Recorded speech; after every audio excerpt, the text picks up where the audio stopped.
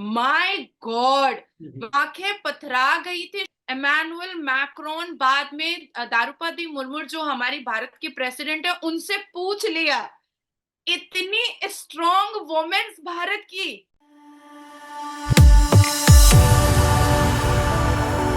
जय हिंद दोस्तों, मेरे चैनल मोदी देश में आपका स्वागत है।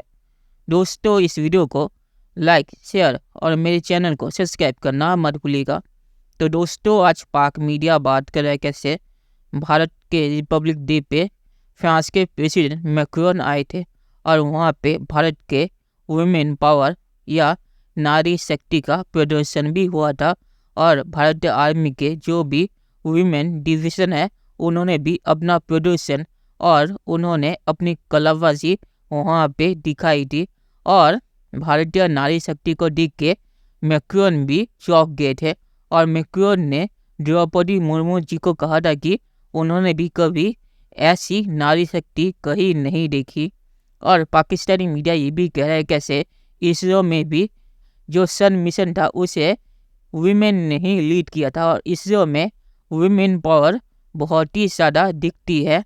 दोस्तों, ये वीडियो बहुत ही मज़ेदार है, तो इसे आप पूरा जरूर देखिएगा। तो चलिए और इंतजार ना करके वीडियो देखते हैं। ये कोई मामूली चीज़ें नहीं हैं। ये बेसिकली एक पैटर्न सेट करने की बात की जा रही है। इंडिया की खवातीन आज 2024 में कहाँ पे खड़ी हैं? और नारी शक्ति को जिस हिसाब से दिखाया गया है और नारी शक्ति ने अपनी शक्ति जिस हिसाब से कर्तव्य पथ पर दिखाया है, वो अपने आप में एक मिसाल बन चुकी है। भारत की बेटियों ने कर्तव्य पथ को मानो जैसे ऑक्यूपाई ही कर लिया था, पूरा ग्रैब ही, बेटियों की भक्ति से और बेटियों की शक्ति से। ठीक है। अब आती है बात, पहली बार 75 साल में पहली बार बीएसएफ वुमेन ब्रास बैंड ने, नारी शक्ति ने पार्टिसिपेट किया रिपब्लिक डे परेड पर। Complete women contingent of the armed force medical service, वहां से वो आई थी और उन्होंने अपना पूरा मोटर बाइक पर जो उन्हें मतलब दिखाया है, प्रदर्शन जो किया है, माय गॉड, आंखें पथरा गई थी। इमैनुअल मैक्रोन, बाद में द्रौपदी मुर्मू जो हमारी भारत की प्रेसिडेंट है, उनसे पूछ लिया, इतनी स्ट्रॉन्ग वुमेन्स भारत की और इतनी मतलब एम्पावर वुमेन भारत की, मतलब गोलियां चलानी है तो भी भारत की बेटियां हैं, तोप चलाना है तो भी भारत की बेटियां हैं, जुबान चलानी है मेरी तरह तो भी भारत की बेटियां, कलम चलाना है तो भी भारत की बेटियां, खेत में हल जोतना है तो भी भारत की बेटियां, बच्चों को पढ़ाना है तो भी भारत की बेटियां, साइंटिस्ट बनाना है तो भी भारत की बेटियां। तो हर एक जगह पर उन्होंने कल भारत की बेटियों को देखा, भारत की महिलाओं को देखा, क्योंकि जो आ रही थी वो भी, उसमें भी जैसे इसरो में बहुत सारी महिला साइंटिस्ट हैं। तो पहली बार पूरी दुनिया को पता चला कि तकरीबन 1,80,000 से ऊपर हमारे भारत में साइंटिस्ट महिलाएं हैं। 1,80,000 से ऊपर हमारे भारत में साइंटिस्ट महिलाएं हैं। ये पहली बार दुनिया को पता चला है। रिपब्लिक डे को मनाया गया है, नारी शक्ति उसको नाम दिया गया है। खवातीन ने आके दस्तों में एक खसूसी उनकी परेड जो की, और फिर उसके बाद मोटरसाइकिलों पे खवातीन आई हैं। दर हकीकत इसमें एक जो सबसे बड़ी बात है कि हमारे सब कॉन्टिनेंट के अंदर जो एक कल्चर है कि खवातीन जो है उनको कपड़ों में लपेट कर घरों में बिठा दिया जाए, बांध दिया जाता है। गलत बात है। इसमें सबसे पहला तजर्बा जो है वो बांग्लादेश ने किया था। माइक्रो फाइनेंसिंग के जरिए उनको कर्जे देकर उन्होंने स्वेट शॉप्स बनाई, तो वो कॉटन का सबसे बड़े एक्सपोर्टर बन गए। वो आपने देखा ही होगा। उसके बाद अब ये मैं समझता हूं कि भारत की पॉपुलेशन और बिलखसूस जब लेडीज को वर्क फोर्स में लाया जाएगा तो एक बहुत बड़ा इनकलाब आएगा उस मुल्क के अंदर, मुआशी और इंडस्ट्रियल रेवोल्यूशन आएगा।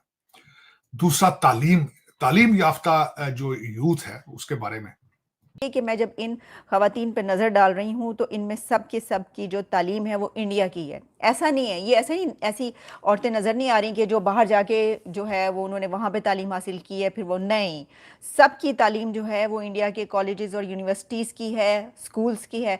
इससे हम अंदाज़ा कर सकते हैं, इससे एक और एंगल निकलता है इस बात का, इस टॉपिक का, कि आप ये देखिए कि वहाँ के स्कूल, कॉलेजेस और यूनिवर्सिटीज़ के जो मयार तालीम है, जो एजुकेशन लेवल है वो कैसा है, कि जो इस वक्त स्पेस एजेंसी जिसकी नासा तारीफ़ कर रहा है और कहा यह जा रहा है कि अब ये बीट कर देगी इसको और इसको और इस स्पेस एजेंसी को, उसके जो पढ़ने वाले यानी कि जो इस वक्त काम करें वो कहाँ से पढ़ के निकले हैं, कहाँ के पढ़े लिखे हैं, उनकी अपनी यूनिवर्सिटीज़ के, उनके अपने उधर से। तो जैसे मैंने बताया 16,000 इनके एम्प्लॉइज़ हैं, जिसमें जो है 25% है large number of them working in the technical field और हेडिंग इम्पॉर्टेंट प्रोजेक्ट्स।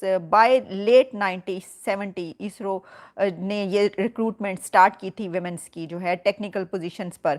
और उस वक्त भी जैसे मैंने आपको बताया कोशिश यही की जाती थी कि ज़्यादा जो हैं वो उसी में रहें जो कि पहले आमतौर पर कहे जाते हैं कि ये औरतों के शोबे हैं।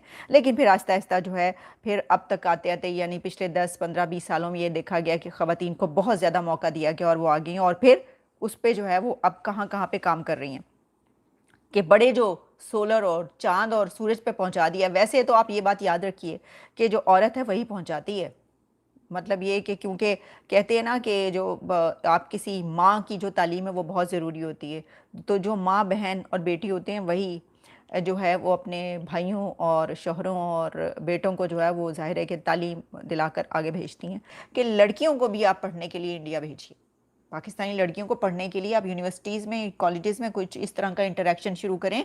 चलिए दोस्तों, इस वीडियो पे बात करते हैं। भारत में औरतों को कितनी रिस्पेक्ट मिलती है ये मुझे आपको बोलने की ज़रूरत नहीं है, आप सबको पता ही होगा।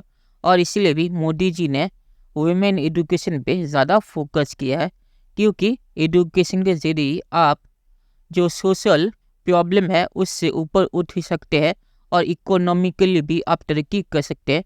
और इकोनॉमिक पावर से सोशल पावर आती है। और इसीलिए भी इसरो ने 1970 से औरतों को प्रेफर करना शुरू कर दिया था और औरतों को साइंस और दूसरी जो फील्ड है जहां उनकी तादाद कम है उसमें ज़्यादा बढ़ावा दिया था। इसीलिए जो सन मिशन था उसे भी लीड औरतों ने ही किया था। और इसरो में वुमेन पावर दिखती है और इसरो में बहुत सारे वुमेन हैं, वो बहुत सारे प्रोजेक्ट को लीड करती है। और भारतीय आर्मी ने भी ऐसी चीज़ की थी और उन्होंने नारी शक्ति को प्रेफर किया था। इसीलिए रिपब्लिक डे पे आपने इतनी नारी शक्ति का प्रदर्शन देखा। ये 10 साल नहीं, पिछले 50 साल भारत ने जो नारी शक्ति को उजागर करने के लिए कदम उठाए थे उसका ही नतीजा है। और आखिर में मैं ये कहूँगा कि भारत ने वुमेन एम्पावरमेंट के लिए कदम उठाए और आज उसका नतीजा दिखने को मिल रहा है कि औरतें सन पे भी जा रही है और बॉर्डर पे भारत की सुरक्षा भी कर रही है। तो चलिए देखते हैं कि फ्यूचर में क्या होता है। दोस्तों, ये वीडियो देखने के लिए बहुत शुक्रिया और हमारे चैनल सब्सक्राइब करना मत भूलिएगा। Thank you very much.